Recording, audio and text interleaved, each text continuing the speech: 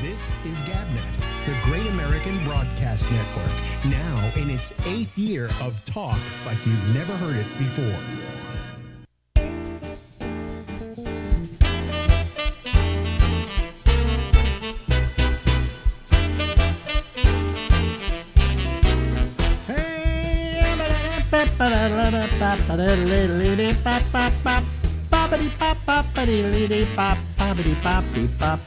Hey everybody, it's Alex, and this is the Ramble, and we go until midnight tonight from New York, New York. Hey Bubs, how you doing? I'm on fire. It really sounds it, you know. Yeah. I'm on fire. Literally, I'm burning. They're just burning up the track. So anyway, hey, listen, I forgot to ask you last week, how's the hernia doing? The hernia was it was okay yesterday. I'll find out how it goes today. It was the other day. It was really, really hurting. So still waiting to get that date from Kaiser. Oh, really? Oh, okay. Yeah. They haven't gotten back to you on it? No, they said they would, and that was 3 weeks ago. Yeah. Oh, well. You know, I mean, you got to get that taken care of because you complain about it. I know. I've put it off too long. Yeah. Even our old friend Bob Rubin got his done. So. Oh, really? Yeah. Yeah. Where's he living now? Up in Canada? He's still in L.A., but his girlfriend is in Canada, so I think he's up there. No, right his now. wife. His wife, yes. They're married. Yeah. Right. Because I should call him. I haven't talked to him in a couple of years now. You know. Yeah, you should. Yeah. But anyway, so you want them to give you the hernia operation. How did Ruben say his went? Was it a problem? His went. That's what really gave me the impetus to go on with this. He just breezed through it, and it didn't sound like it was painful at all. And I talked to him the day after the surgery. He was just doing fine. You know, these are all guys I grew up with in San Francisco, right? I was a little older than the rest of you guys. But, you know, we never talked about this kind of stuff. You know, so how's your hernia doing? Well, that's because we were younger and things weren't falling apart. Yeah. How's your prostate doing? You know, well, I don't know. I had prostate cancer. I just got a new cancer scare from a doctor. Really? Oh, yeah. He gave me a test and found out that I had my blood work. There was I don't want to have to explain the whole thing, but there are two segments that says blood work. And one of them was high. All right? The other one was normal. The one that was normal is the one that you don't want to see get high because it could be the dangerous one. The other one, it could be any number of things. He said including some kind of an inflammation or something like that, you know. But I then look it up and see what it could be. It could be multiple myeloma, which is a blood cancer. Okay. Yes. So he finally calls me today and says, "Yeah, you know, I want you to go see." He says there's only a 10% chance this could be anything. He said, but I want you to go for a consult to a oncologist, hematologist. So I made an appointment with them. But, you know, it could be multiple myeloma. I doubt if it is because I don't have any of the symptoms of it. The only symptom I have is my neuropathy, which I've had for the last, 8 years or so. So I don't think I've got it.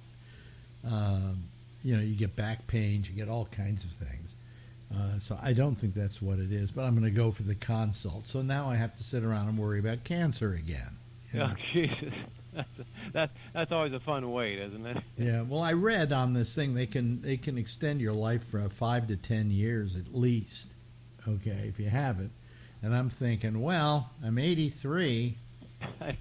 Another 10 years, you know. I mean, I'm fearing the next 10 years anyway.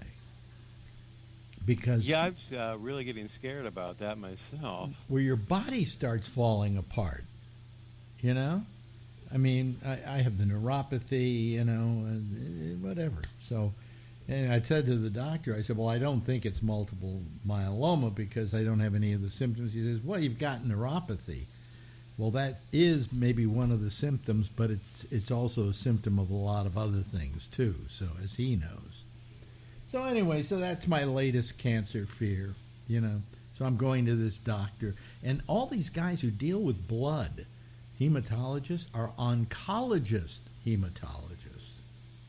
They're not just hematologists. They have to add on the oncology to make you especially frightened. Jesus. So this will be my second oncologist I've had to deal with in my lifetime. But they're cancer specialists. I think that I have nothing, to tell you the truth. So, you know, and if I do, it's a smaller version of it. So, you know, whatever.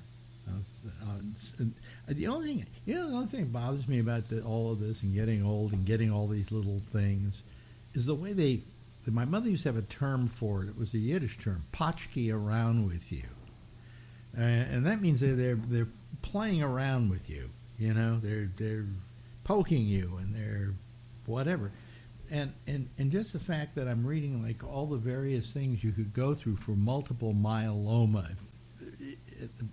Even if it wouldn't be a full case of that, but even if I had to go through that, all the pills and the antibiotics and the this and the that, and also if you're younger, they'll do a stem cell transplant, and I'm going, geez, do I want to spend the rest of my life with somebody poking me? You know? Yeah, you know, it's just... Yeah, but it's one thing after another. It's really annoying. Do you want to spend, you know, we'll give you another 10 years of life. Thank you very much. But every one of those years will be excruciating. Yeah, right. You know, because we're going to be sticking you with needles and we're going to be plying you with drugs that make you loopy and unable to do certain things. I mean, maybe you don't want to live that way.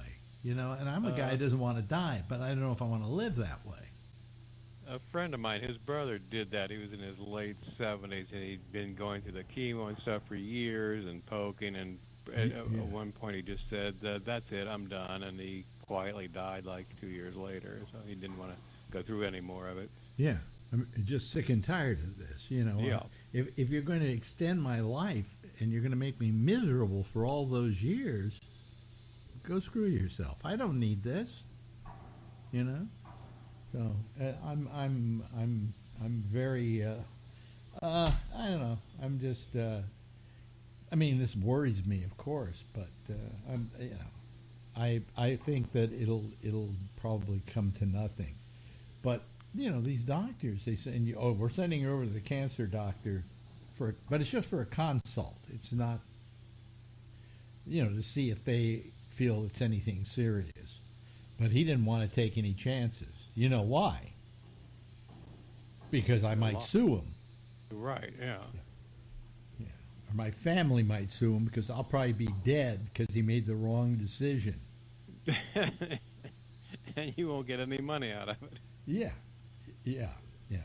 You know, but I mean, I find this just amazing, you know. Life at this age should be pleasant. It should be easy. I mean, Marjorie, my wife. Excuse me, folks, if we're talking about depressing stuff again, but hey, this is Larry. What else can I do? That's what I'm known for. Marjorie, I've been counting it, goes to at least 3 doctors a week. Now, I don't know. If I see one doctor in a half a year, I'm lucky, but she goes 3 times a week. She's got this doctor, the pain doctor, this doctor, that doctor, the foot doctor, the nostril doctor. I don't know. All these different... And I'm going, geez, this is the way you want to spend the rest of your life? Yeah. You know, she's almost 80 years old. Do you really want that? You know? So anyway, ta-da! So I just remember when you were a kid, just physical pain didn't seem to end your life at all back then. I'd like to go back to being I don't know. Well, 12 again? I feel sorry for these kids. You know, you read about them all the time. They get some kind of like lousy, horrible disease when they're like 5 years old, and then they're going through another 4 years of one thing and another, and they've got stuff up their spine, and then ultimately they're okay, but they've spent the first like 4 years or 10 years of their lives in pain. You know, going through one thing after another after another. You hear about them surviving, but then you go, what are they going to be like for the rest of their life because of this experience? I mean, how would you have turned out? Would you have maybe been taking life a little more seriously or something like that, you know? I'm sure it would have changed your outlook on life, but I'm not sure which way. Yeah. You know, so but I just don't, I don't, you know, I also don't trust doctors, to be honest with you. You know, I only have one doctor I really trust and really like, and that's my urologist. And I always hated urologists, but this guy is just a gem, you know. I mean, he saved my life. He's the guy who decided I had prostate cancer and that I should get something done about it, you know, and then sent me to the best guy in America to do the work. So, I mean, and the guy is just a gem, you know. He's a pleasure, and his office is a pleasure. I mean, it's really amazing, just amazing that I like him. I like a guy that sticks his finger up my ass. Yeah, I've got a great urologist too. Maybe they're the best doctors. Who knows? Yeah. Well, no. Actually, urologists usually are the worst. This is what I've been told. Because every urologist I ever had, I hated, absolutely hated, and they were all just weird, and I felt they were just trying to pad the bill, you know, things like that, and so I've always hated them. So when I found one I really liked, I was amazed, and I think it was either he or some other doctor I was dealing with, my primary care physician. I said, I've never found a urologist I like. I said, they're the weirdest people I've ever had to deal with. And he says, oh, yeah, they're known in the profession, the doctor profession, as being the weirdest group of people who in the profession. Really? Urologists are just crazy. And I'm thinking, why are they crazy? And then I think, if I had to stick my finger up a butt 5 times a day, 10 times a day, I think I probably would go crazy too. Yeah. You know? And yet to find a person who is really in love with what he does and is very caring about you is an amazing thing to find in that profession. However, my guy is down to 4 days a week. He takes Wednesdays off. And I said, why are you taking Wednesdays off? And he says, it's just not worth it anymore. He says, you know, you make so little in this profession. We think about doctors as making a fortune, right? Mm-hmm. And the fact is, chances are my doctor, if he's lucky, he makes $200,000 a year. And a lot of people go, well, that's a lot of money. But, you know, considering what they had to go through to become a doctor and considering what they do, they're really vastly underpaid now. Because you forget about it, your doctor to begin with, if he charges $100, Medicare is going to say $50. All right? And then Medicare is going to pay their share, and your supplemental is going to pay that share. And then you get $50 instead of $100. And now you still have to have an office. You have to have a staff in that office.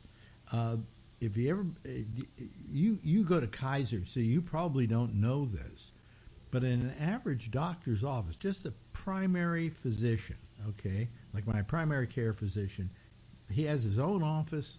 He's got working the accounting, something like 5 people, having to That's going to cost a fortune. Having to deal with all the insurance companies. And he's only getting like 50 cents on the dollar from Medicare.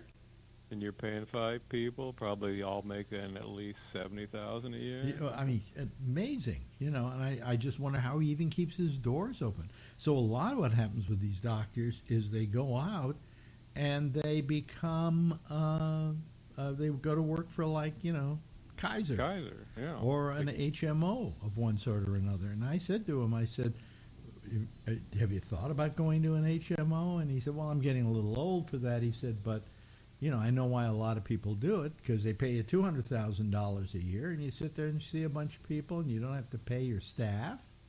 You don't have to worry about anything. They take care of it. Yeah, you don't have to worry about getting sued. That's right. So, I mean, you're going to see private physicians become a real thing of the past. And that's terrible, because that was wonderful when you had a doctor you really liked and you trusted, And they also over-medicate and they overestimate.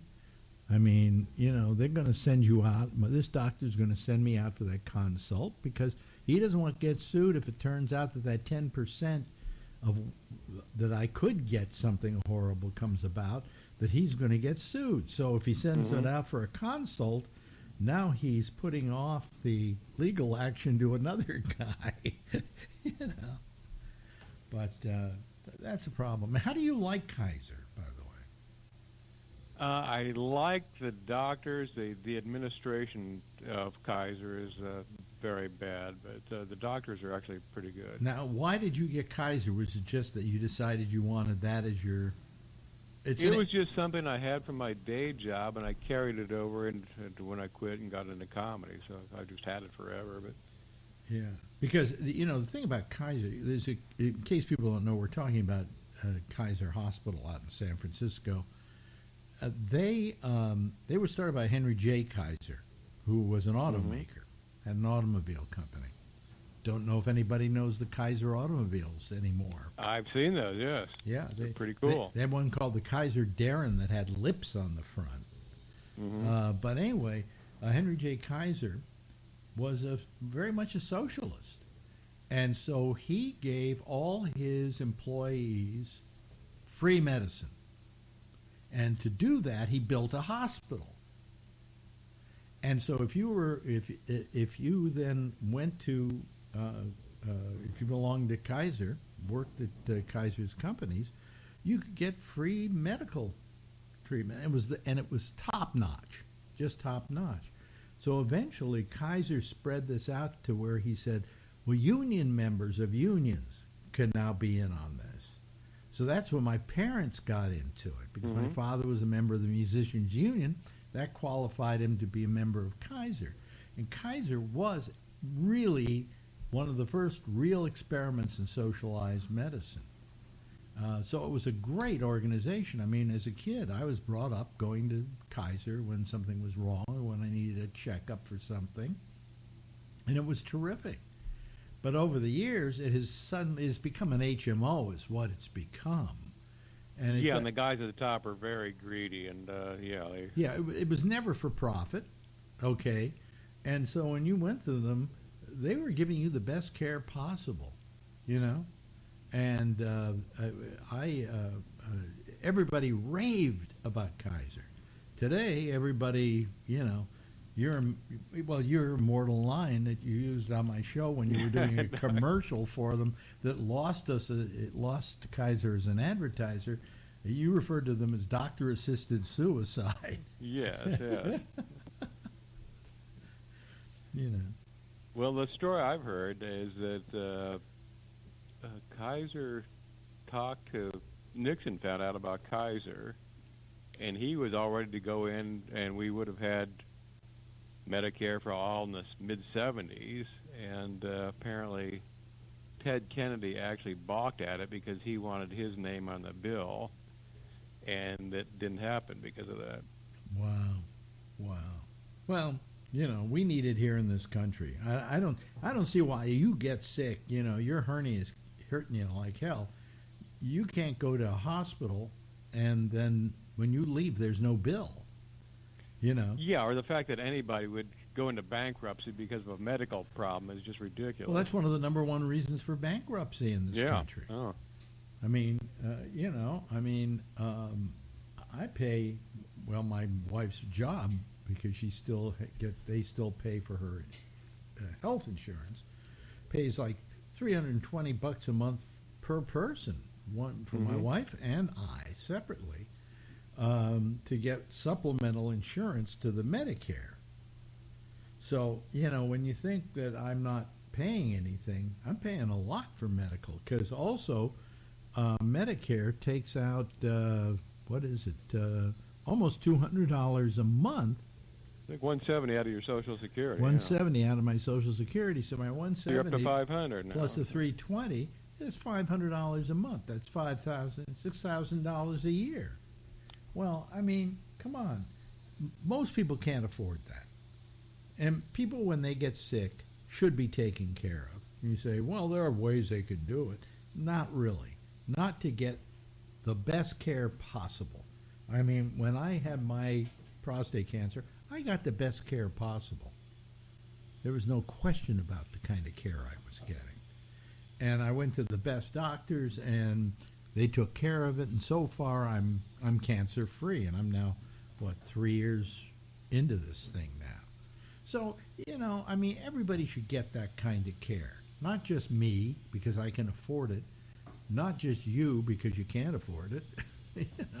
Could you afford? How much could you afford for a medical procedure? I mean, could you afford a lot? Like, how much do you pay Kaiser a year? Kaiser is with the Medicare Advantage is $70 a month. $70 a month? And the hernia operation is $200. What, copay? Yeah. Yeah.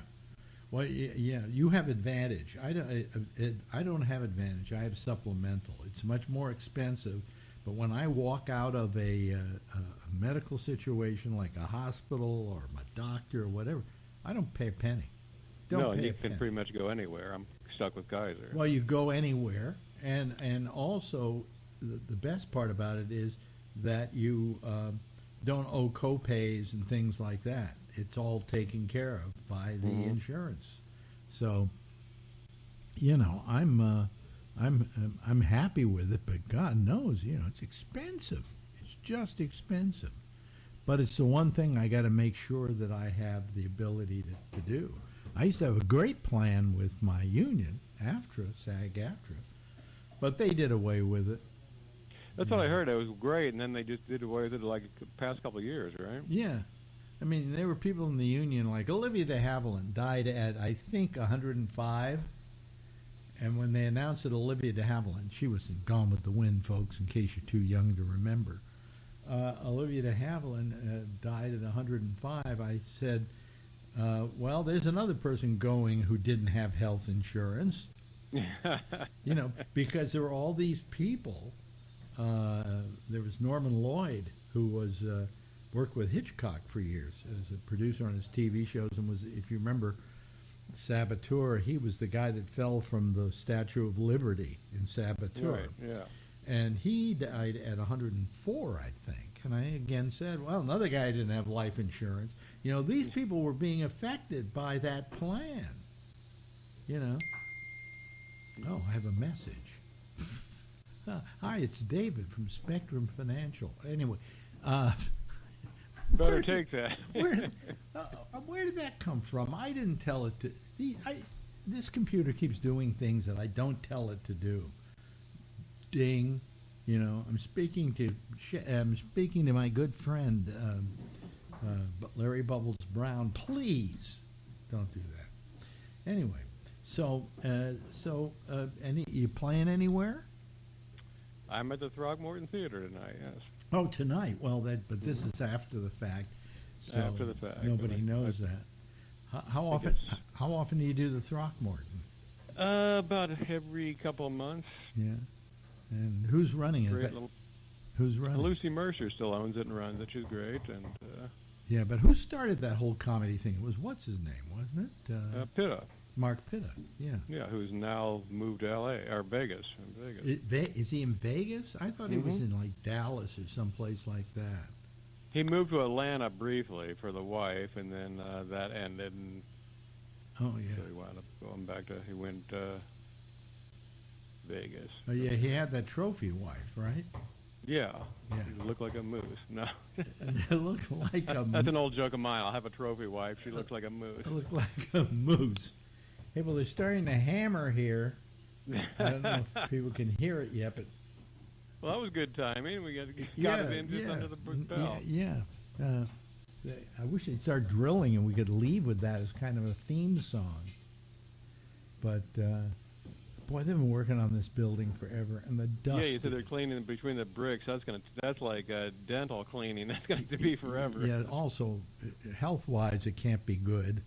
But anyway, hey, listen, Larry, good talking to you again, my friend. As always, my Always friend. a pleasure, and we'll talk to you again next week. Ladies and You gentlemen, got it. Larry Bubbles Brown is not playing at the Throckmorton. I can't talk anymore. Anyway, I'll talk to you later. Okay. Bye. This is GabNet, the Great American Broadcast Network, now in its 8th year of talk like you've never heard it before. Well, thank you very much to the wonderful and delicious Larry Bubbles Brown. Always nice talking to him. And we'll have him on again next week. I'm waiting for people to call now, and they are. Some of them are. Let me admit them, and I'm going to tell you what I've been doing here for the last half hour, a little bit of the last half hour. Hi, Josh. How are you? Kevin. Hi. How are you? Usually we all get together on Saturday, but here we are now. Gosh, this is great. Wait a minute. Let me turn your mic on. There we go. Hello there. Can you hear me? Okay. Hello, can you hear me? Over. Yep, can hear you. And in right now. There's Vernon Nunn. Hi, Vernon. How you doing? Wiggly lines and everything. Yeah. Well, let me see here. I got to hold on a second. I'm going to do this, but I'm going to slow. But for the time being, for a second, and I'll tell you why in a second. I'm going to put on the animated thing here for a second to make sure this is who it really is. Is that you, Jeff? Is that you, Jeff? Yes. Oh, okay. All right. Okay. It's Jeff Stein. Okay. And then it says Wayne entered. Wayne, I'm sorry, Wayne. Go away. Okay. Bye-bye. See you later. Don't need to talk to you. These guys have been calling me with all these different names before I ever, while I was playing Bubbles. So I figured I'd have fun with them. So I answered the phone, and of course I then started getting videos of black guys with huge penises doing all manner of things, and I just let them go. And then I give them the finger because they could see me, right? And then I write rename their name like I'm a shithead and things like that. And then I just played with them for a while, and then I got rid of them, and that was it, We're wise to you guys, okay? So it doesn't matter, and if worse comes to worse, I just put this up, and then we answer the phone, and if it's... And one of them said, by the way, that he was Jeff Stein. Oh, yeah. So that's why I was a little reticent to answer the one that said Jeff Stein, because, they might have done that. But, one time somebody actually put up Alex and thought I would answer it, I mean, it's fun. It's fun. Anyway, so how are all you guys tonight? All right. Well, that sounds exciting. Tired from a long road trip. Oh, yeah. You were down in Arizona? Yeah. Golden Valley, Mesa. What were you doing down there? Then over to LA for 2 days. And Uh-huh. Well, we went there for the skiing, did you? Pardon? Did you go there for the skiing? Yeah, right. I was trying to get out of there before the skiing started. Yeah. And the flooding. Yeah. They had a snowstorm in L.A. They still do. Yeah. Tell me there isn't some. some. The beat is still closed. Tell me there isn't something wrong with our nature. Okay. Oh, the media down in LA was like the world was falling apart. The sky was falling. Well, there's this much snow on the ground, and you know something? I bet kids loved it. Oh, yeah. Oh And my we're getting God. a lot. I mean, I we're was not getting a lot, but we're getting it in the Bay Area here too. I was a kid that when I grew up, I didn't see snow much, but then my father would play Lake Tahoe sometime during the winter, or Reno during the winter, and we would go up to Mount Rose, and there was snow up there. But Yeah, that's what we got to do. But I never grew up in a snow area, so I remember the day when snow came up. You know, Yeah. suddenly it snowed in Marin County, and boy, were we happy! Oh God, That was like back in 1964 when it hit us, and down below San Francisco. I remember there was one snowstorm. It may have been around then, where it was snowing at the beach at the Cliff House. Yeah, Yeah, probably 64 yeah, because this was in Burlingame. yeah. Well, the times that I remember, a couple of times when it would snow, I was still in my teenage years. You know, I was a young whippersnapper snapping. Yeah, I whips. wasn't even thought of by then. Yeah. Oh, really? Okay. Just put that on me. Okay. Just It was just Daddy's little drip. Daddy's little drip. Oh boy. Yeah. That wasn't that far behind. Yeah. So I'm. Let's see here. Anything? Well, I went to that doctor finally, and I got to tell you something. This is hilarious, really. I mean, it's hilarious if you didn't have to go through it. Okay. And it's nothing that they planned on doing to me. Now I have a problem where you can't find a vein very easily on me. I probably should drink lots of water before I go in for one of these things, as they say that helps, okay? But I didn't drink lots of water. So this place is called something like the Cancer and Blood, or Blood and Cancer whatever, okay?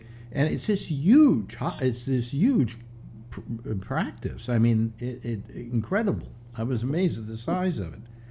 So very professional. All they ever do is deal with blood and deal with cancer. Okay? So you would think that they would be experts at drawing blood. Instead, she goes for my vein, which it's like here, and she thinks she found one. Okay? So she sticks the needle in, right? And I'm used to needles. You know, when I went in for that whole thing where I had the kidney stones, God, they'd be poking me every hour on the hour. So I got used to it. All right. So she does it, and she can't get any blood to come out. It's like it's dripping like it's maple syrup coming out of a tree. You know, I mean nothing. So then I said, well, look, why don't you go for my hand here, because what I have, and you notice I already have a bruise there. See that? I said, just right there, you got a lot of veins there, and I'm very easy to go through my hands. All right? And I don't mind it. Go ahead, do it. Okay? So she tries it. She can't find a vein. She's poking around like crazy, and now I have a black and blue mark there, if you can see it. All right? Finally, they go over to this arm, all right? And they do this one. Oh, look, the black and blue mark is starting up. Okay? So that was that. They finally got blood out of there. But this is a place called the Cancer and Blood Institute or Infirmary, or I don't know what it's called. But I mean, if you've got blood in your name, you got to assume they're experts at it, right? Yeah, they do have rookies there, and sometimes they only let you try twice, and then they'll call in an advanced phlebotomist. Oh, believe me, they brought in 2 other people who were having trouble doing it. Yeah. And I'm going, geez almighty. It got to a point where it was really funny, okay? It was just hilarious. So they draw the blood, and then they go and they do my urine. They do my urine and whatever. And they'll come back on the urine and say, you've got blood in your urine. I've had blood in my urine for 20 years now. Just a trace, right? And my urologist figured it out. He looked at it under a microscope and said, there isn't any blood there. It's just a dipstick. Because, they don't see it. It's a dipstick. And the dipstick reacts to my urine or something and says there's blood in there. But he looked at it under a microscope and there's no blood. All right, so So these guys will probably come back to me saying, well, nothing was really wrong with your blood work, but my platelet count is low. It's like down around 79 or something like that.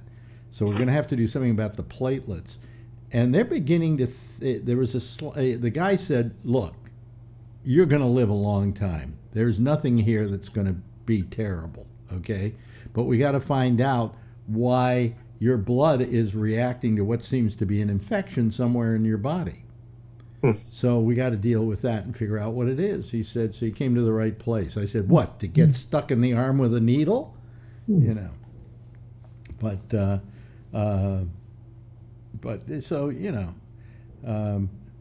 that was my day at the doctor's. And he told me, he says, we'll get back to you. We'll do all the blood work and so on and so forth. And I said, he didn't think like the thing that I was sent over in the first place was anything. He said, that's nothing. It was on the low side of being high. Okay. And, but needless to say, me, I was a wreck for the last week waiting for this appointment. But you know what it is? I go to a urologist and the first thing you do when you go in there, they hand you a cup. They say, pee in it. Leave it on the toilet tank, right? Yeah. It's got your name on it. Put it in the little window. Yeah. Then I go to this guy and they draw my blood and my urine. All these guys ever do, they're out to get all your bodily fluids. It's their pastime. Hey, let's see how much blood we can get out of Bennett today. Oh, and by the way, they did like 6 bottles of blood because they had to test for a whole bunch of stuff. And, I imagine they'll come back with something horrible because you can't do that much workup on me without finding something that's bad, so. Anyway, it looks like he said to me, he said, don't worry, he said. And I said, do you think I'll have to have a biopsy? And this was interesting because they do a bone marrow biopsy. And this is like something out of the Middle Ages too, And I said, well, do you think I'll have to have a biopsy? And he said, well, we'll get to that when we get to it. He said, oh, and by the way, we don't drill into you anymore for biopsies. We can do it all with blood tests to find out if you have, a problem with your bone marrow. So he made me feel better about it all. And he said, don't worry, you're going to live a long life still. He said, there may be something here, but it's nothing dangerous or serious. So he said, I promise you, blah, blah, blah, blah, blah. I said, really? Because doctors don't ever promise anything. So. No, they just get you worked up to take your money. Yeah. Well, $100 handshake. The only thing that bothers me, I walk into this place and it's gigantic, and he's got to have at least 30 people working there, and it's a big piece of real estate in a building on the bottom floor, and you think to yourself, they got to make a lot of money here in order to pay for all of this. And I'm thinking, how are they going to make that money? Oh, let's do this to Bennett. Let's do that to Bennett, and so on. I'm getting a little slap back here for some reason. I don't know why. $600, $800 a vial for those tests. They took 6 of them from you. And they'll charge the insurance company about $6,000 or $7,000 a vial. Yeah. Well, all I know is, these guys, they've got a big tab. They really do. So has anybody been watching this stupid trial? I watched part of it today, yeah. Yeah, come on. Like Gomer Pyle on trial. Oh, yeah, but yeah, right. You're right. But you just sit there and I'm watching this thing and I'm going, why is this even on? What is the possible sociological significance and political significance or anything that's going to affect our lives? Nothing. No, they won't conduct a great hearing in Washington, D.C. on, I don't know, something that they don't think is particularly popular, but they'll go to this thing and spend all day with this guy on the stand because it's morbid curiosity, That's it. you know? And I'm getting a little sick of that, you know? So, It's pretty much what it was. yeah, yeah. How you doing, Vernon? Oh, I'm doing fine. I had my annual physical this week too. You have your annual physical? Yep. The only thing that was on the outside the norms was my white blood cell. So's mine. So's mine. It could be you've got some kind of an infection, or maybe you had an infection. Yeah, that's kind of what I thought, but he didn't seem concerned about it at all. Well, this guy didn't seem that concerned about it. He said your white blood cell is outside the norm, but just up a little, you know.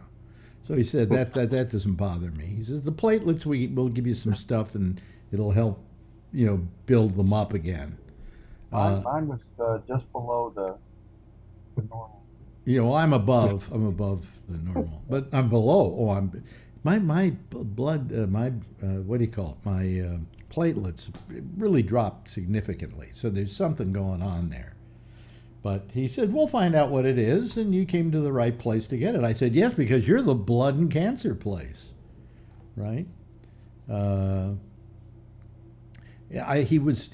did the thing where he goes under here, feels my glands, feels my armpits. I said, is everything okay there? He says, yeah, I'm not feeling a thing. And I said, oh, I'm sorry. I wish I was better than that. You know, he said, yeah, everybody says that.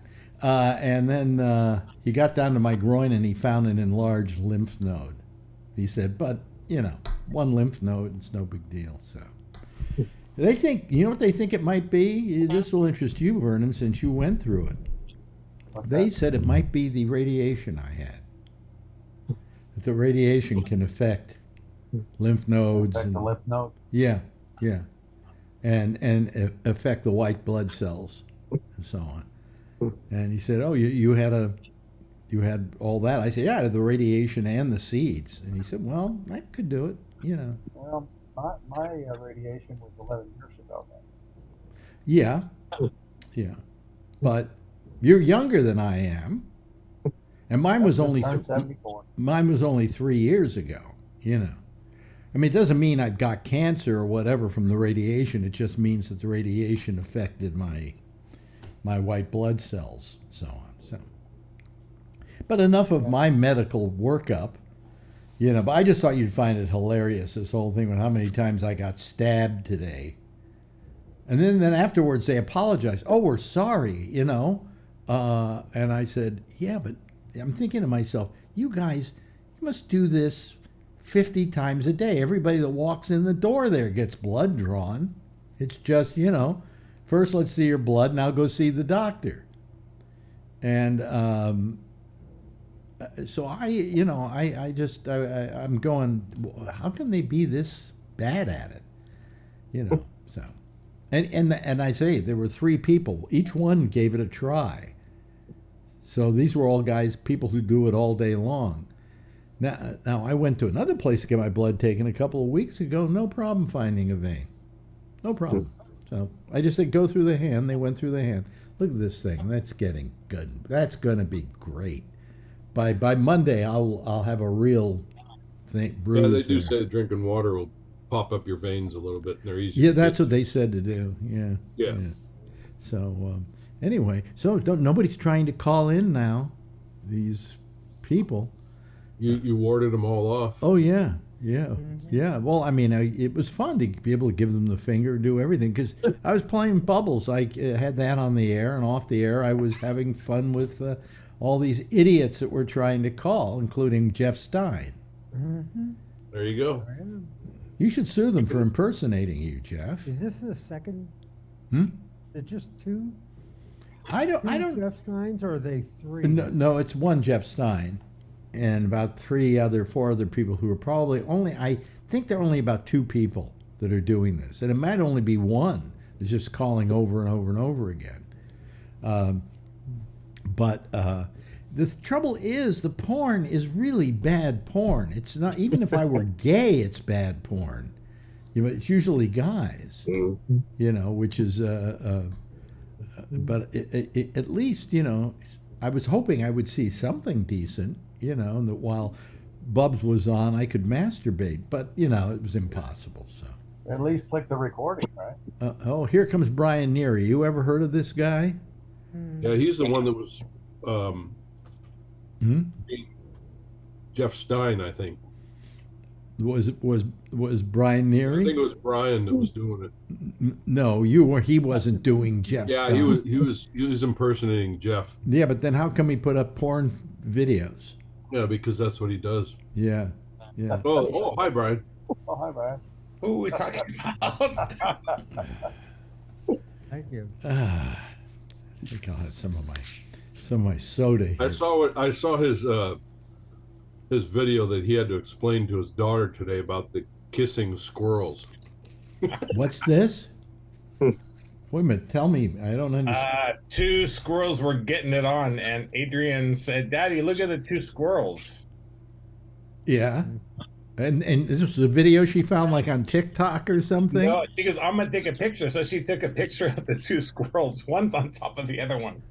And the one starts like, I don't know, like biting at it or something. And she says, "Why is the one on top biting?" I said, "Maybe they're wrestling or they're giving a massage or something. I don't know." You know something? There's always a time in this world where fathers had the unenviable duty of speaking to their children, and mothers too, about the ways of the world, right? At some point in their life. By the time you get around to it, they will have known it for years and just never told you, Yeah, I remember my 21st birthday, and my grandfather, who I love, was my hero, brought me to the restaurant that he goes to all the time with the bar and everything. He says, "I'm going to get you your first drink." And he told the people who work there that he knows, "I'm getting Brian his first drink." And they all looked at him and they said, "Are you crazy?" Well, I'll tell you, when I was a kid and I was growing up, I think I can't remember when my father told me, but he took me down to the bedroom. I think I was like about 16. In those days, kids didn't know much till they were 16, 17, whatever. Today kids are getting laid at 14, right? Or younger. I didn't have sex for the first time till I was 19. I made up for it, but In Kentucky, it's not even illegal unless you're younger than 13. Yeah, right. And cousins. Yeah, and cousins are okay though. See, because you're related, and that. Anyway, so my father takes me down to the bedroom, and he says, "Well, son, I got to tell you something." And he says, "I got to tell you about how you came to be and how things work." He said, "You may not be ready for it yet. You may not be interested in it yet, but let me tell you." And he told me how a man and a woman procreate. Now, my father was quite the joker. Very funny man. I get my humor from him. Okay? Very funny man. Much funnier than I am. And he told me this story, and after he told it to me, I burst out laughing. I figured he was putting me on. What, you take this thing and you put it in a woman? And then I'm thinking, he says, "No, this is for real. I'm telling you the truth. This is no joke." And I thought for a second, and the first thought that came to mind was, "Ooh, that's disgusting." A few years later, it wasn't disgusting anymore. It just kind of like something, the light bulb goes on, I said that Adrian was cock blocking the squirrel because she ran out there and scared him away. Oh, this was actually happening outside your house? Yeah, right out. On the backyard, right on the fence. Right on the fence. Said, "Daddy, look, the two squirrels." See, I can relate to that because I have girls too, and I had to deal with that crap too, many years. Wow. And they would see this stuff on National Geographic, a couple monkeys humping or some other shit, and you got to go, "What are they doing?" "Oh, nothing. They're playing in the jungle, shit like that." Yeah. And he just ran into the same thing. Yeah. It was kind of funny. Yeah. They're kissing. She goes, "Ew." Yeah. Did she say they were? Did she say they were kissing? I said they were kissing. Oh, you said they were kissing. Yeah, Oh. she She said did they a were playing. typical little girl thing and said, "Ew." I wouldn't say anything because you want the trust of your children, and when they grow up and find out you were lying to them that they weren't kissing. Yeah, but anything you can put on Facebook for a laugh is worth it for me. Yeah. Exactly. But all I'm saying is I don't think kids are growing up today having to wait that long to find out about the ways of the world. Because it's there all the time. Nope. They know by 7th grade how to do it. I mean, when I was growing up, my father had a theory, and so did my mother, of course, because she agreed with everything my father said. That was a good time for men, okay? But he just said that he believed. See, I asked him some question or something that prompted him to tell me. All right, like, Daddy, where did I come from? Or well, you came out of your mother's vagina. Ugh. Anyway, That's even ew for you when you're the husband too. Jeez. yeah, right. But the thing is that he said that he believed that you wait until your kid asks the question. Then they're ready to get the answer. You don't sit them down before that and tell them something that You don't bring it up. they're not ready for. And they will bring it up at the proper time. They're not going to go 34 years. No, I mean, I didn't get any questions, and we finally got the letter from the school at, I think it was 7th or 8th grade is when they send home the letter, and they say, we're going to do this, and it's usually the last week of school, just before summer. And you get the letter, and they say, if you don't want your kid there, don't bring them to school this day or these 2 days. And then This is Happy Humping Day. yeah, and then they send them home for the summer, and you got to go, okay. Yeah, well, I mean, it was, and I remember my father telling me. I remember me just boys, it's not so bad, but it's the girls. Well, that are boy, it's easier. Boy, it's easier. Well, now let me ask you this, Brian. Are you going to let your wife talk to Adrian, or are you going to do it? Oh yeah. She talks to the girls. I talked to Simon already. Yeah. I told him like straight up. Yeah, and did he Don't laugh? trust girls. I said. Did he laugh when you told him? I said, enjoy your life. Well, I had Adrian when I was 48. I said, you want to know all those stories I have having fun and not being serious with anybody and not getting into trouble like that? So. Yeah. Well, I mean, and so she tells the girls. Yeah. Yeah, because it would be impossible for you to do it. Well, yes. I don't want that job. Yeah. I mean, but so. But I still tell them, but you know what? So they were 5 and 7, Simon and Stephanie. But I talked to them a lot, like every couple of years about, no one should touch you, in your private spots, And I said, even if it's family, even if it's me, you tell your mom, even if it's somebody who says, if you tell your mom, I will kill you and I'll kill everybody, they will not be able to do that, so you always tell them. I keep telling them that. And I told Adrian like the first time a couple months ago, but I tell them that stuff because that kind of stuff will ruin kids' life. Well, there's a difference between abuse and that kind of. Well, what you're doing is you're protecting your kid. Yeah, when you're doing that. And Adrian's only 7, but still, you never know what happened at school or wherever. So Yeah, they got to know there's a difference. Yeah. So and that's easy, basic stuff. Just the private parts. So. And in your family, Kevin, did your wife told the girls? Well, I did, and my wife did, because we were separated, but we did it from different angles on my younger kids. Oh, I see. But older kids. Yeah. And now with my present kid, it's been a team effort. Yeah. So, well, that's good. And you don't have any kids, Josh, so you can't get in on this discussion, just like I can't get in on this discussion. What did you do, Jeff? Did you tell your girls or? I can't remember. They told him. So long ago. It must have been pre-stroke. I tell you. I mean, I tell my daughter now from a man's side, I tell them that men are assholes, stay away from them. I tell them don't trust the guy because they're thinking with one thing. Yes, exactly. Yeah. I know.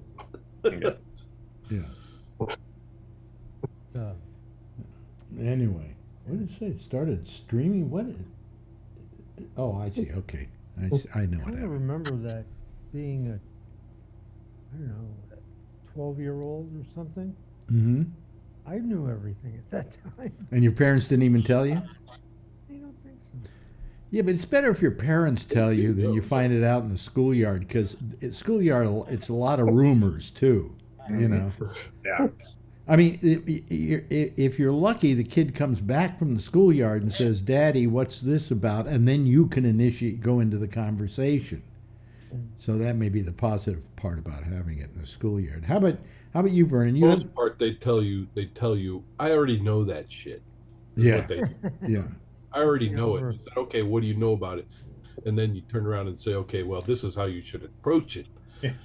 Well, I had a friend of mine in Houston, Texas, who told me the story about, and this was about his father coming to visit him.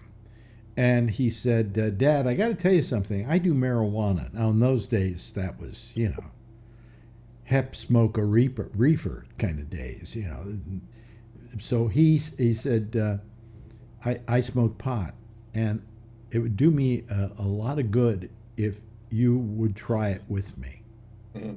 Just so I can kind of show you what I enjoy, okay? And his father said, okay, I'm game. So they both sit down, the kid rolls a joint, and he then lights it up, inhales, and then, of course, the most famous word in pot smoking is ear. Yeah. Ear. And he said, now, Dad, all you have to do is just, suck on it and bring it into your lungs and then hold it for a little bit and then let it out, okay? And so they both pass the joint back and forth, and the father's doing it, the kid's doing it, the father's doing it. And finally the kid says, well, Dad, are you getting high? He says, yeah. He says, what do you think? He says, hasn't changed since I was a kid. And that's really, I mean, any of us who think the kids aren't, especially today, quite streetwise about all of this stuff, and everything they want to just make sure that you tell them about sex so they get it from the right source. And the school is probably the best place for them to really learn the ins and outs, so to speak, of it, because they have a curriculum and they follow it, But you should tell them too, because you should have the privilege, My remember I told you my mom passed away when I was 13, so my dad was always at his girlfriend's, and I found his marijuana stash, but then I found his porno stash. So I learned from like a couple movies like Winnie Bango and those type of things. That's how I learned about sex. Winnie Bango? Winnie Bango was one I remember. So yeah. Debbie Does Dallas was always the one you find, Yeah. But Vernon, you have kids, don't you? I have two adopted biracial kids, so my son's the oldest of the two, and we had to have the talk Yeah. that most black families have to have with their sons. Oh, that talk. The one about talk. don't Exactly. get sassy with a cop. Just say yes or no, Exactly. sir. Hmm. Yeah. He got stopped one time. I forget, he was at a friend's house or something, and he was stopped by a police car in our neighborhood, and they wanted to know what the hell he was doing in this neighborhood. Wow. So, Yeah, well, taught him to be it's respectful and interesting all that you as a white guy had to have that talk, because most black parents know how to do it, Yeah. So, Vernon, how old were they when you adopted them? he was 5 months and she was 2 months. Oh wow. Yeah. Oh, wow. So I mean, they were literally your kids. I mean, Yeah. Wasn't like foster children or anything like that, you know. Well, he was in a foster family for the first 4 months of his life, and then we adopted him through Catholic Charities. So. Oh, good. Very good. God, bravo for you. Yeah. You know. Well, we feel blessed that we were able to get them when we did, because we lost two trying to have our own. Yeah, I I just neither Marjorie or I have had kids, but we have thought about adopting, so we'd have somebody around the house who could clean. You know, so. That doesn't work when they're a teenager. That doesn't work. You think you're on track, and then one day they turn on you. Yeah. Yeah. They pull out the CP card. Yeah. Yeah. So how you doing, Josh? What's new with you? Doing well. Nothing new, really. Yeah. Yeah. Status quo. Now you live in what state again? I live in Ohio. Mm-hmm. And it was Ohio where they had that big train thing, right? Yeah. Palestine. Oh yeah, it's it's northeast of here, but yeah. Yeah, and you had Trump go there because he thought it was in Israel, but unfortunately it's in Ohio, and he brought Not Trump. really sure why he visited, but yeah. And he brought Trump water. Hey, you know, and he made sure you knew it was Trump water. We didn't just bring water; we brought Trump water. Yeah, I'm sure everyone feels a lot better now. There are probably a lot of people up there voted for him, so maybe they're comforted by that. I'm not sure. Everybody has been downing our president because he didn't go there, and Buttigieg. And Buttigieg. But the thing is that I've never seen what having people like the president go there is good for. It's a nuisance. Yeah.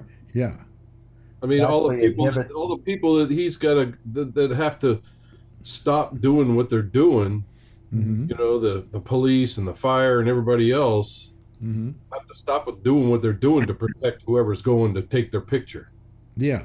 But I mean, I know from personal experience that when we had an earthquake in North Beach, quail came by, you know, and so all the traffic stops for him, and there are police following him, and all of that. And you go down the peninsula, you know. Yeah, we were there. I saw him when he was up. Yeah, I did too. I was driving a truck and I had to sit on an off ramp for 15, 30 minutes or some shit while he drove by and waved to everybody. Well, I was so proud though. See, I was really proud because I was standing there as Quayle's car went by.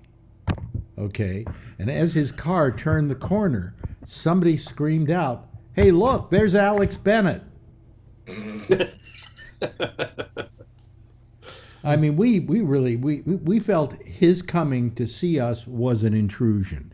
And not because we didn't like Dan Quayle, but because it was an intrusion.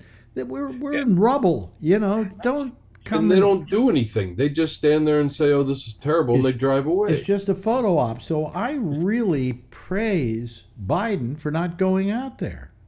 You know, and because Trump used to, you know, in Trump's defense, he never used to go either. So who cares? Well, Buttigieg though went a few days ago, and some people were like giving him a bad time or something. Why didn't you come sooner? Well, to begin with, Buttigieg is in Washington trying to get things done to solve this problem, not go out there to just be a looky-loo and do a you know. And I saw him say that in an interview. He said, "I don't want to go out there for a photo op. Let everybody else go out there for their photo ops. I'm here trying to get stuff done." And, you know, and he finally said, "I'm going to go there in a few days, but I'm not going there now." Well, they were giving him a bad time when he was there. And finally he said, "Listen," he said, "I know that you're so happy that Donald Trump came out here." I mean, I was amazed he said this. "You're so happy Donald Trump came out here, but realize that this problem that happened with this train was created by Donald Trump because he signed a bill to not put any pressure on the something he signed. Released the regulation on the brakes. On the brakes. Yeah. So what Alan was saying the other night was, everyone was supposed to, before, I guess, maybe Obama had something in place that everyone had to upgrade their brake system, whether it was hydraulics or something. And then that one company was like one of the last companies to do it. And then Trump came in and said, no, you don't have, they took that law away. And so everybody they, was they happy didn't because of the deregulation. Yeah. Yeah. I think people are upset because it seems like there was no action taken from the president's group, Yeah. And even if Buttigieg said that stuff, there wasn't stuff up front. But yeah, quail was like a big distraction. My friend and I went up there after the earthquake, cruise around like spectators, and where he was, walking around, I mean, just huge mobs, going everywhere, and it's really, really distracting. Somebody said that Trump didn't have to go up there, but he could have sent the water. He didn't have to go up there with the water. And all it was doing was it was slowing people down, and it was causing problems, Did you notice that he looks a little bit older? Who? Trump. Oh, Trump? Trump, yeah, the stuff that I saw, he looks a little burnt out. I think he, his craziness is catching up with him. One can only hope. Well, yeah, but there's still people that are going to vote for him, There's still people who think he's a good time. And I find that amazing. Because I would think that if nothing more, even if you were a Trump supporter, you'd be sick and tired of him by now. Mm-hmm. Like enough drama. Let's get on to other stuff.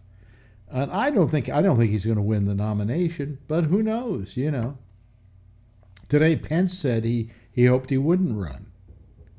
Because he said we don't need that kind of, what was the word he put, how did he put it, that kind of distraction in this country that Trump brings with him. Did you hear what Pence is trying to do with the special prosecutor? No.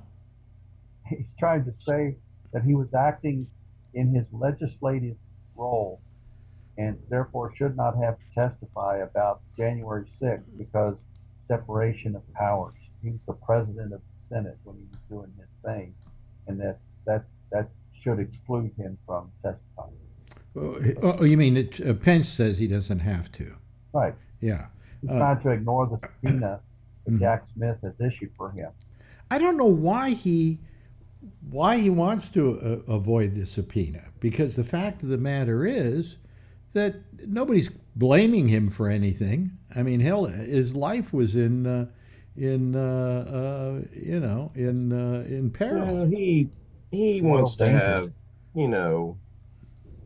the best of both worlds. I mean, he won't criticize Trump or speak ill of him. Yeah. I heard some clips of him this morning that must have been from yesterday or something. Mm-hmm. And he still answers the questions about whether Trump should run or not with things like, well, I think we'll have better choices. I mean, he won't even say Trump's name. Right.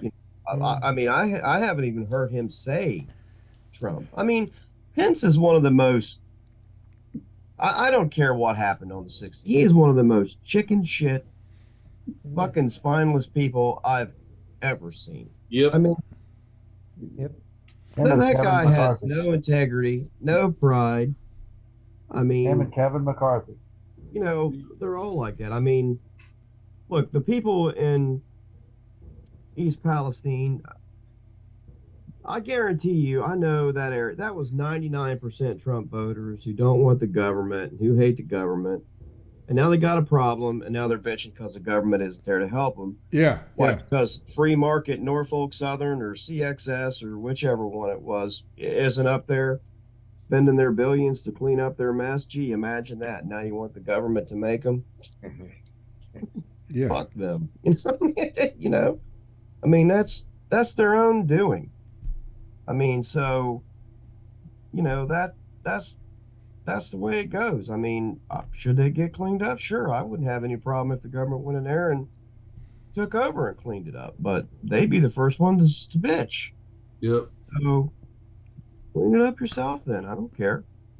I mean, it's ridiculous, the way that they do it. But these railroads in Ohio have taken over large portions. You know, they that same Well, group, Norfolk Southern, built an intermodal Yeah.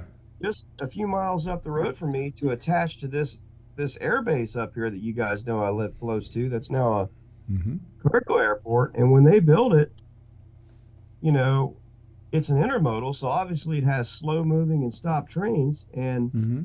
they were blocking traffic all the way back to the little village that we live in, to the point that the EMS people were complaining because, you know, they couldn't get from one side of town to the other. The residents were complaining.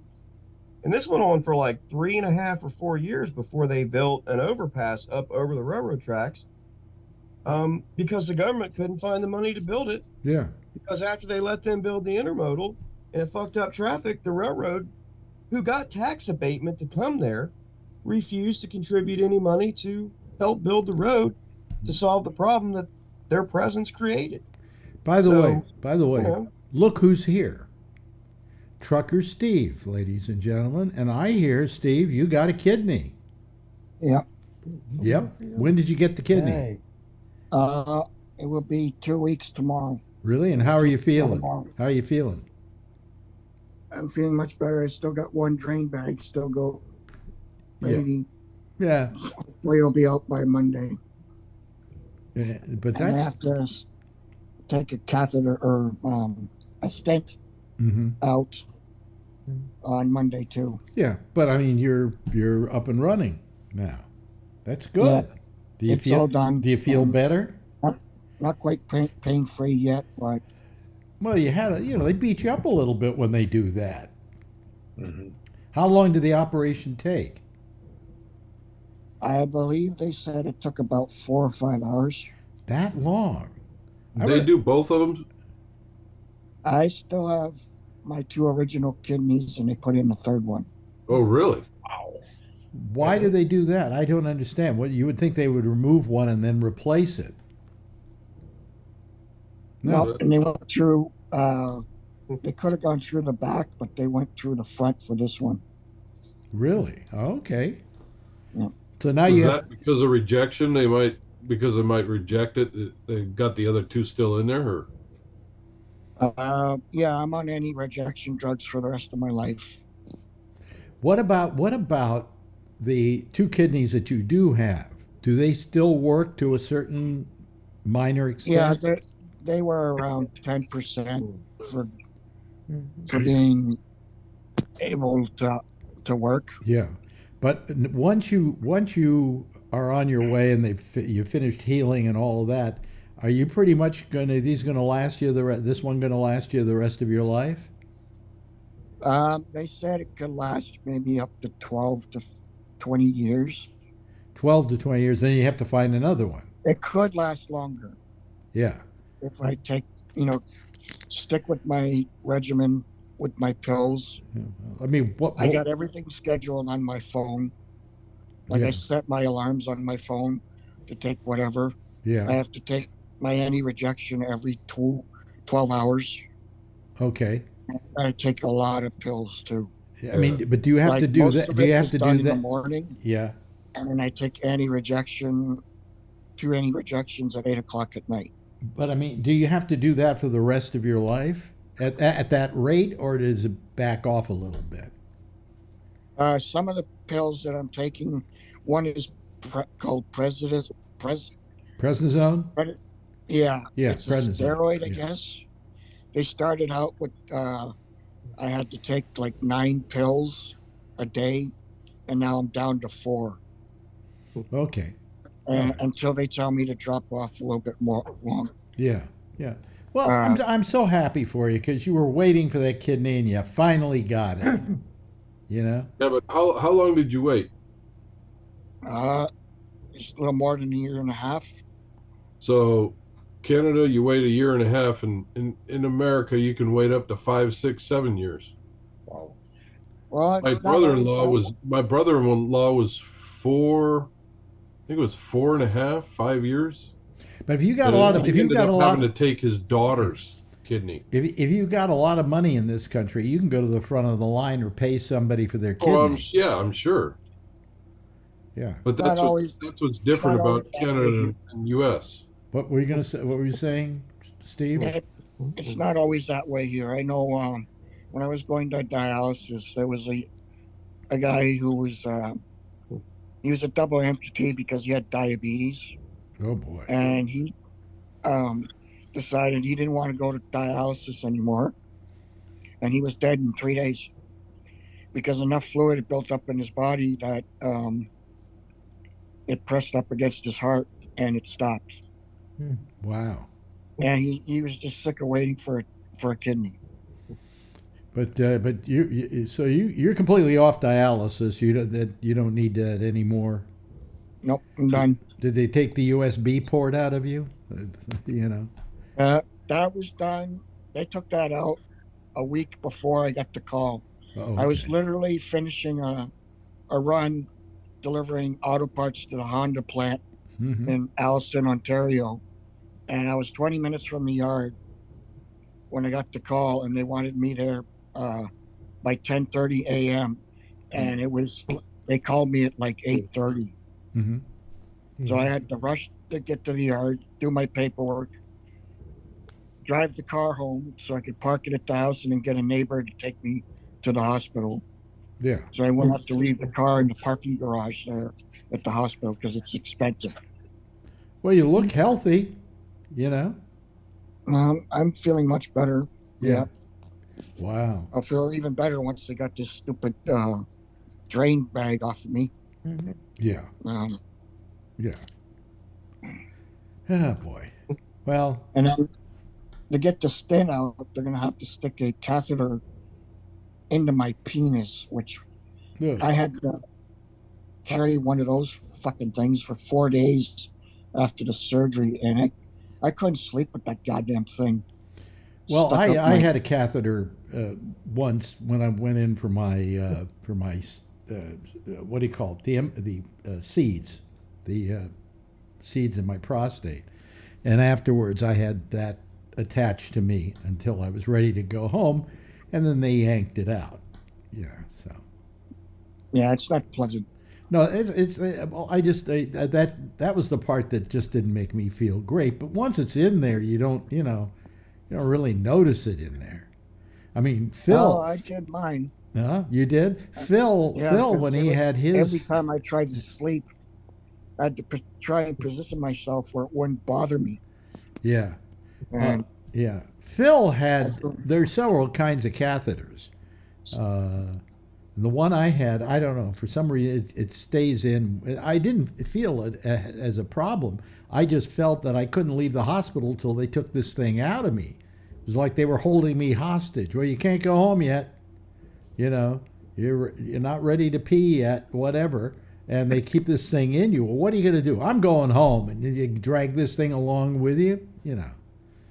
But yeah, I checked in on Friday morning. The surgery was on the Saturday. Yeah. They started at around, was it 12 o'clock, I think, or 10, something like that. Yeah. Or, no, I think it was 8. Yeah. 8 o'clock, and then I was done by 12 or 1, and in my hospital room back by 2 once I'd woken up from the anesthesia. You must and I was watching hockey for the rest of the day after that. Let me ask you this question, just because we were talking a little bit about medicine tonight in this country. How much did this whole procedure cost you? 0. Thank you very much, folks. We can't do that here. We can't do that here. Oh, we have programs in place. You can get it if you want it. No, we don't have programs in place here. I mean, but that idea that you had what has to be $300,000-$400,000 procedure, something like that, maybe more, and you didn't pay a penny for it. It's the way it should be, you know. It's the way it should be. The drugs that I got, thankfully for my wife's benefits at her work, yeah, I mean, is covered 100% because they can cost up to $20,000 a year. I mean, Jeff, how much did your heart implant cost? I'm sure it probably cost at that time $40,000 or something. Really, that's all? Yeah, but that's a long time ago. Yeah, yeah. And how much did you have to pay? It wasn't zero. I had insurance and take care of that. Yeah, but you know, you can't say, "Hey, I paid zero because I had insurance," because you paid the insurance all that Of course. time. You know, I mean, I went to Australia one time and I had to get some more medication. mhm. And I said, well, what do they do? He says, just go over to the hospital. They'll tell you what you need. Right, you were telling me that. I've had people who went to Gave it England. to me, Yeah. and I said, well, how do I pay for it? They go, we don't charge Yeah, people. in England, I had somebody I knew who got sick there, and they said, "You just go to the hospital," and they took care of him. And when he left, he said, "Well, how much do I owe?" And they said, "It's on us. You know, even if you're a guest in our country, we take right. care of you." You know, why can't we do that here? What is wrong with us? You know, My wife was on a trip with her mom to France and lost a crown, and they took care of it. Went to a dentist in France, and he took care of it at no cost. and not a penny. Nope. I went to when I was in France. I got I can't remember what it was. It was a strep throat, and I went to the hospital, the local hospital there, and they couldn't see me because they said I was an American, but they suggested that I go into town, and there was a private doctor there who would deal with it and give me, you know, all I needed were antibiotics, you know. Mm-hmm. But they made me go somewhere else because I wasn't French. Which every day I'm glad I'm not, but you know. So, well, anyway, let me see know, here. Well, Pam is congratulations on happy kidney. Yeah. You know. Pam is planning to go on a vacation out of the United States. Yeah. But she has an eye problem, and she gets an injection like once a month. In her eye. Yeah. in her eye. Yeah, this doesn't hurt. Well, no, because Doesn't hurt me at all. they put that silver nitrate or something in there, and your eyeball doesn't feel anything. Ugh. Well, anyway, she's just terrified to go to another country. You know what? When I had my cataract thing, they put the numbing stuff in your eyeball, and they cut into your eyeball. You don't feel it. You know, you feel absolutely nothing. You know, it's When like I had my cataract, I went to a bunch of car shows. to a bunch of what is that? What is that? What is that? I can't see it. I wanted to show it to you before I left because I remember when I went down to LA this last couple days ago, I was looking. We went to Hollywood Boulevard looking at the stars, Yeah. and I went specifically looking for Mr. Trump's star. Oh, God. It keeps getting. I ripped. figured this one was all busted up and they had cones around it, and I figured that was the one because everybody keeps beating up on it. They and won't let pissing it on stay there. I think they. Huh? I think they finally decided, didn't they, at some point that they weren't going to repair it? They just let it go to shreds. Yeah, I think that wasn't it because I found out later it was down by the Chinese theater, and I didn't go down that far. But Yeah. I figured this might have been it because it was all fucked up and they were fixing it. Well, yeah, it could be. Yeah. So I took a picture of it, and they said it wasn't.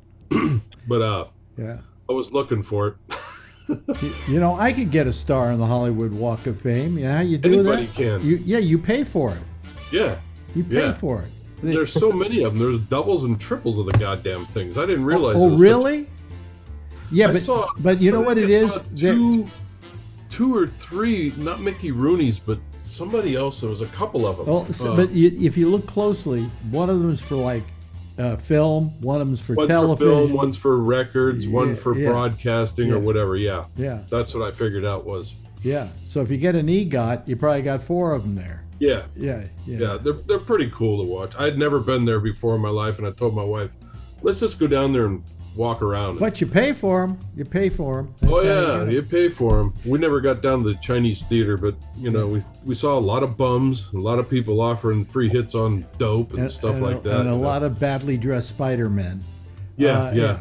Anyway, hey, listen, thank you for talking to us this evening, Josh Wheeler. Wonderful. Thank you, Kevin. Nice having you here. Vernon Nunn, always a pleasure to have you around. Jeff Stein, glad you called so many times tonight. And thanks to Brian. And finally, I can't tell you how happy we are for you, Trucker Steve. I heard about your operation the other night from Phil, who saw your posts online, and he told me about it, and I was just delighted when I found out. Everybody, give a big wave goodbye, and I'll give a big wave goodbye at you. Okay? There they go, ladies and gentlemen. That's our citizen panel for tonight. Jack Bishop had a perfect show last night. I think we got his problems all fixed, and so he'll be next with the intersection. I'll see you again on Monday with the pop-up show, and then we'll see you on next Wednesday, same time, same station in life. In the meantime, as always, if you see her, tell her I love her, okay? Good night, everybody, and have a nice weekend.